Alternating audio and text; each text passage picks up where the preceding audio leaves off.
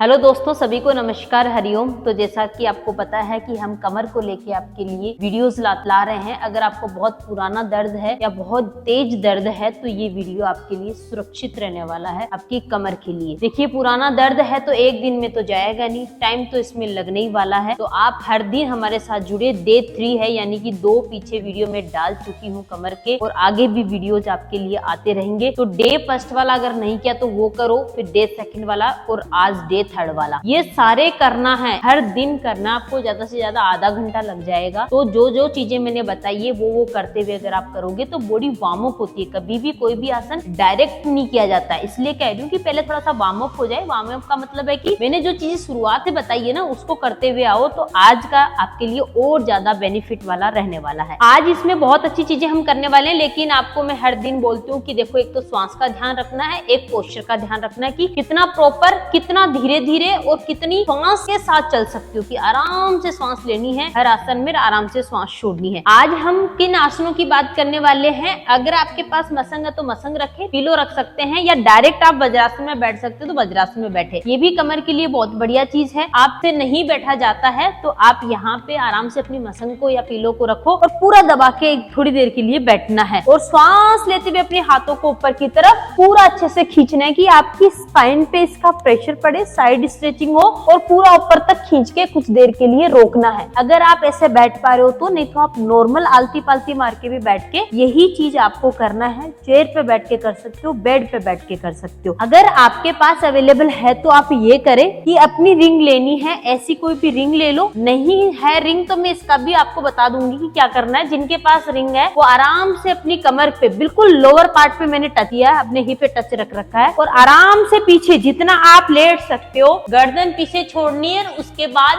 अपने हाथों को पीछे तक लेके जाना, जितना आप जा सकते हो, और जितनी देर आप फोल्ड रख सकते हो बस रखे। और आपको लगता है कि ये मेरे लिए तो बहुत ज्यादा इजी है, मेरी तो इसमें कमर में कोई स्ट्रेचिंग ही नहीं हुई है, तो आपको इसका एडवांस क्या करना होगा कि पैरों में गैप बढ़ाना होगा, थोड़ा ऊपर उठना पड़ेगा, और अपने हिप्स के ऊपर टच किया है मैंने इस रिंग को। और उसके बाद आप अगर लेटोगे तो बहुत ज्यादा स्ट्रेचिंग होगी कमर के जॉइंट के ऊपर, पेट के ऊपर, और फिर पूरा पीछे लेटने के बाद अगर आप अपने हाथ पीछे ले जा सकते हैं तो आप ले जाइए। और श्वासों का जरूर ध्यान रखे, ताकत लगा के कुछ नहीं करना है। ये करने के बाद अगर आपके पास रिंग नहीं है, उनके लिए बता रही हूँ कि आप ऐसा कोई भी मसंग या 2 या 3 पिलो लेके बस उसके ऊपर आप लेटे। सिंपल तरीके से आपको यूं लेटना है और कुछ देर बस लेटे रहना है कि आपकी जो लोअर बैक है वहां से हमने स्पाइन को ऊपर की तरफ मोड़ के रखा है। बस कुछ देर आपको इसमें लेटना है, ठीक है। मतलब ये चीज करने के बाद की बात बता रही हूँ, पैरों में गैप करना है। और अगर आप बैठे हो, जैसे भी आपको कंफर्टेबल लगे, जहाँ पे भी आप बैठे हो, चाहे आलती पालती में बैठे हो, चाहे आप चेयर पे बैठे हो, आपको फिर आगे की तरफ जाना है कि आप अपनी स्पाइन को कितना अच्छे से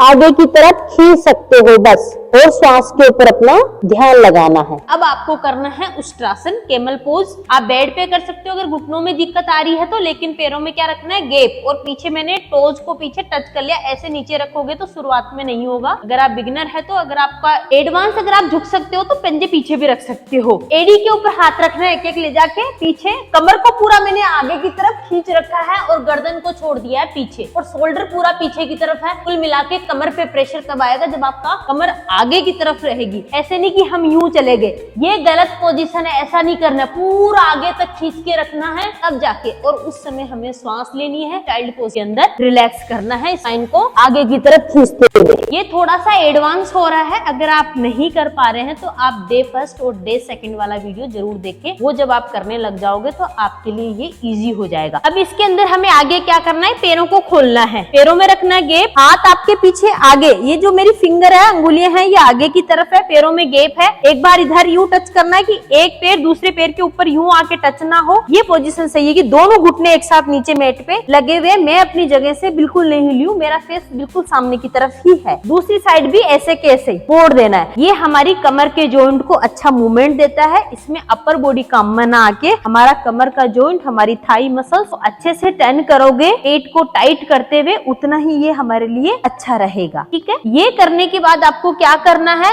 ऐसा कोई भी ब्लॉक या तकिया ले लो, जो भी आपके पास अवेलेबल, थोड़ा सा ऊपर होके बैठना है कि हमने इसको अपने हिप पे लगाया, पैरों में हमने गैप किया, सीधे होके हम बैठे। अब हमें क्या करना है, यूं मोड़ के नहीं जाना है कि मैंने कमर को पीछे खींच दिया, अब मैं जाना चाह रही हूँ तो मैं आगे नहीं जा पाऊंगी। आपको क्या करना है, स्पाइन को तो रखना है सीधा, पैरों को छोड़ देना बिल्कुल ढीला और खुद को आगे की तरफ ले जाना है कि मैं खुद को आगे की तरफ कितना खींच सकती हूँ, क्योंकि इस जॉइंट को जब ओपन नहीं करेंगे हम तो कमर में इन चीजों का इफेक्ट नहीं आता है। इसलिए इस जॉइंट को ओपन करना भी जरूरी है। तो बार बार खुद को पूरा आगे की तरफ खींचने का प्रयास करें। आज थोड़ा हार्ड करवा रही हूँ, जो कल वीडियो आएगा डे 4 वाला वो जरूर देखना, वो रिलैक्स में चला जाएगा। तो आप आज ज्यादा कर रहे हो तो वो कल रिलैक्स वाली पोजीशन में रहेगा तो आपको अच्छा लगेगा। ज्यादा से ज्यादा आगे जाइए, आगे जाने के बाद हर आसन को होल्ड जरूर करें और उस होल्ड पोजीशन में हमें श्वास आ रही है और जा रही है। मैंने एल्बो लगा रखी है, एल्बो लग रही है तो लगाओ, जितना होता है शुरुआत में इतना आपको करना है। वापिस आना है और पैरों को पास में करके